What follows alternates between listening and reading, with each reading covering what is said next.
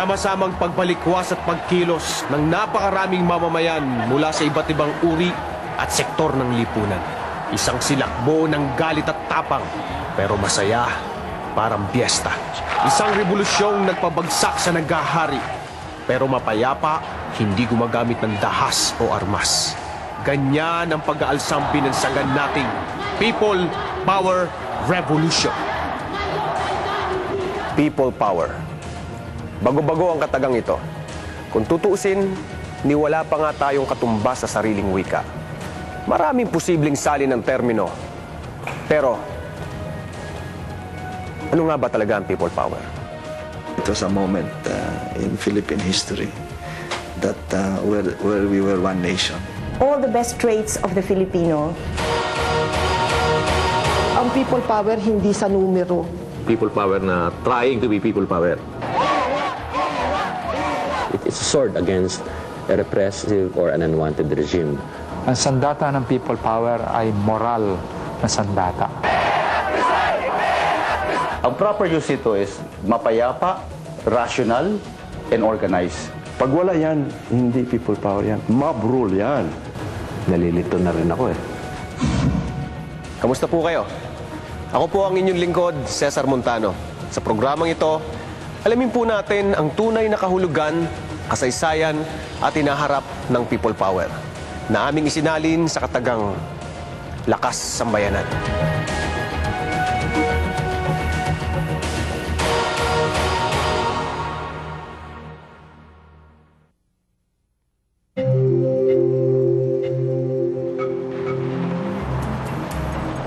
EDSA, ang mahabang kalsadang nag-uugnay sa iba't ibang lungsod at bayan ng Metro Manila.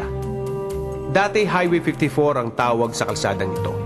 Pagkatapos ay ibininyag dito ang pangalan ni Epifanio de los Santos, makata, periodista, historian.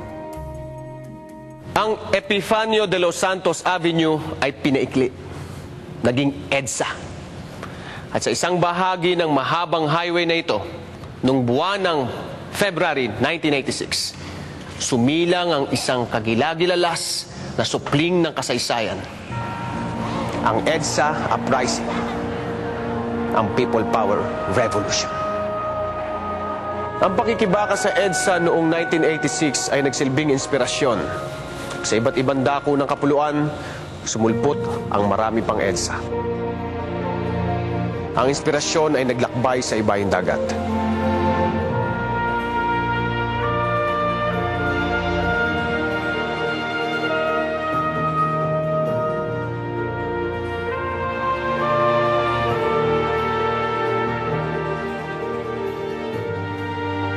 Pero sa Pilipinas mismo, ang pananagumpay ng people power at panunumbalik ng demokrasya ay hindi nangangahulugang natapos na ang labanan. Makaraan ang 15 taon, muling sumiklab ang people power at muling pinatalsik nito ang isang pangulong hinatulan ng sambayanan na hindi karapat-dapat manungkulan. Sa mga dumaan sa mga karanasang iyon, ang people power ay walang kaparis. Pero hindi putok sa buho ang people power. Mayroon itong mga magulang at ninuno. Ang pamamaraan ng non-violent resistance o di marahas na pakikibaka ay matagumpay na ginamit ni Mahatma Gandhi sa India at ni Martin Luther King sa Civil Rights Movement sa Estados Unidos. Hindi rin bago ang konsepto ng people power o people's power bilang terminong pampolitika.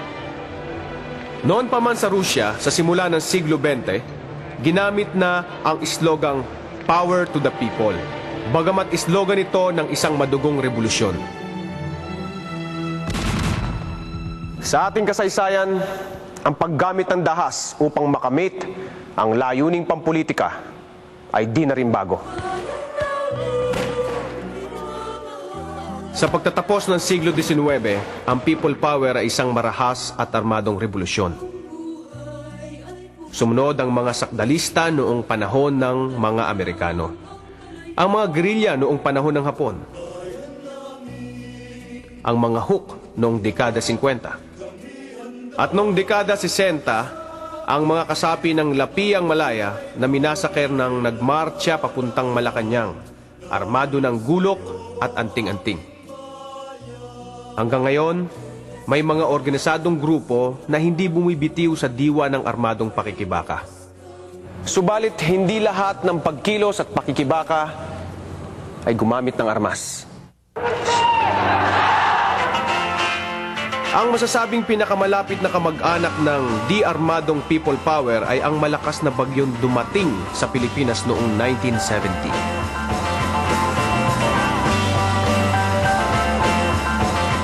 Ito ang First Quarter Storm o FQS na pinamunuan ng isang di inaasahang sektor ng lipunan, ang kabataan. Pakiramdam talaga namin noon, para kami nasa sentro ng isang malaking unos. Handa kaming mamatay noon para maisulong lang ang aming mga paniniwala at paninindigan. These are the warriors of student activism. Bahagi ka ng pandaigdigang student radicalization, no? Na sumabog in 1968. At saka nanggagaling ka sa tradisyon ng Cultural Revolution sa China. Nagsimula ang lahat noong Enero 26 nang magbukas ang Kongreso. Naroon ang presidente ng Pilipinas, si Ferdinand Edralin Marcos, para magtalumpati tungkol sa kalagayan ng bansa, ang State of the Nation Address. Nauna kay Marcos, isang paring Jesuita, si Father Pacifico Ortiz, ay bumigkas ng invocation. Pinagdasal niya ang isang bansa na ayon sa kanya ay nasa nanginginig na bingit ng revolusyon. Parang hinulaan niya ang susunod na mangyayari. Sa labas ng Kongreso ay may demonstrasyon. Kabataan at estudyante ang karamihan sa mga demonstrador. Ito yung precursor ng mangyayari na First Quarter Storm ng 1970.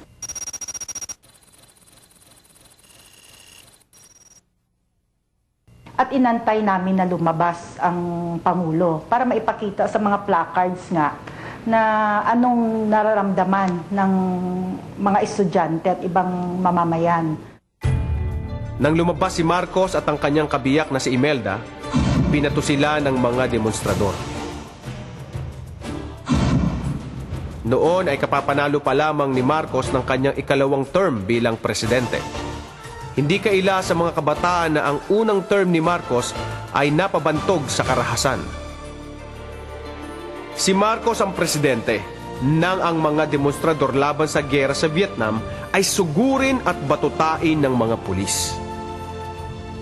Si Marcos ang presidente nang mangyari ang pagmasaker ng mga sundalong Muslim kaugnay ng Operasyon Jabida. Higit sa lahat, sariwa pa sa alaala ng lahat ang nagdaang eleksyon.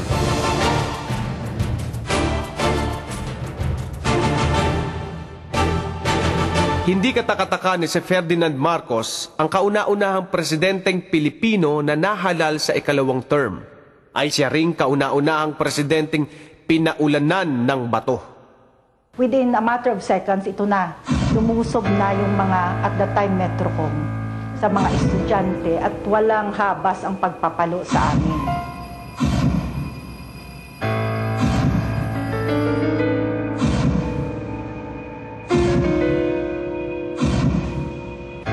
Nagimbal ang taong bayan sa kabangisang ipinakita ng mga alagad ng batas. Enero 30, bumalik sa kalsada ang mga kabataan at estudyante. Nagmarcha sila hanggang sa mismong gate ng Malacanang. Yung mga slogans noon, yung sigaw ng bayan, himagsikan. Dahil nagsosort sa mga tao and threatening to enter the gate, biglang dumating yung isang fire truck. Binumbero ng tubig ang mga aktivista, pero naagaw nila ang truck ng bumbero. And tapos nung ma-liberate namin yung fire truck that was rammed doon sa gate ng Malacanang. Tapos na mag-open wide yung gate ng Malacanang, there was an eerie silence. Then maya-maya may mga yung putok na ng baril. I don't even remember now how many fell on the ground. Buong gabi at hanggang madaling araw ang sagupaan. Bato laban sa tear gas, pillbox laban sa Armalite. Nang matapos ang labanan, 4 na kabataang estudyante ang patay. Well, after the Battle of Menjola on January 30, 1970, I think nagbumilis ang tempo ng organizing ng different groups. I think you could call it the first sense of people power.